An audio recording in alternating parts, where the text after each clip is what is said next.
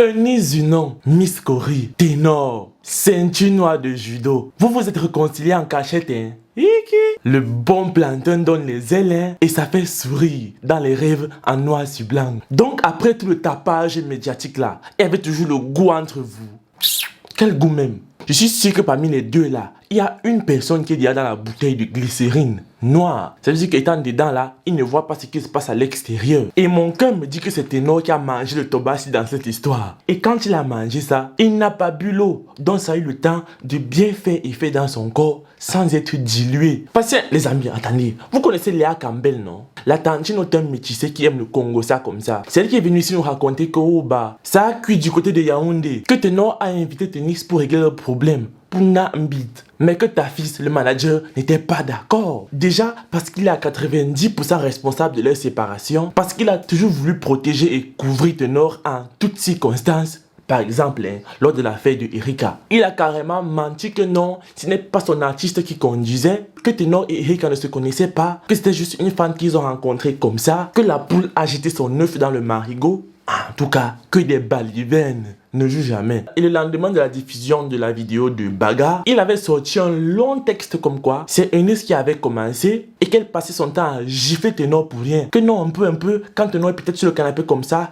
il prend son téléphone et puis il se met à rire. Un coup comme ça, Eunice non pense seulement qu'il est en train de causer avec Ngo et puis qu'il là-bas et vient le coxer. Et donc ta fils apparaît ici un peu comme le libérateur, l'Avenger, celui-là même qui a sauvé Saint-Salazar des griffes de sa grand-mère belliqueuse. Mais il a oublié, c'est-à-dire qu'il n'a pas pris en compte le fait que quand une Ivoirienne goûte au plantain d'un Amougou, d'un Atangana, d'un Aria, en tout cas tous les noms qui vont dans ce sens, elle perd de la tête. Elle se met à dire des choses pendant que vous êtes en train de faire, toi-même tu es étonné. Léo bas bébé, cogne ma nuque, enlève ma greffe, griffe mes seins. Si tu vois celle-là résister plus de 3 mois, c'est clair qu'après elle devient bilingue, hein?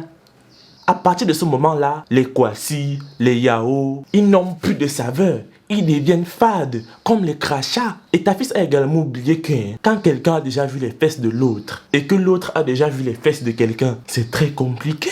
Même la musique religieuse devient un problème pour eux quand ils sont au lit. Ta fils pensait seulement avoir un peu de reconnaissance, un peu de considération après tout ce qu'il a fait pour Ténor. Après qu'il ait reçu des flèches dans le dos à la place de son artiste pour le couvrir. Mais notre gars est dans une petite bouteille noire comme ça. Il ne respire même pas bien. Et puis il ne voit même pas ce qui se passe à l'extérieur. Et Eunice, fallait doser. On a dit une seule pincée. Une petite pincée qu'on a.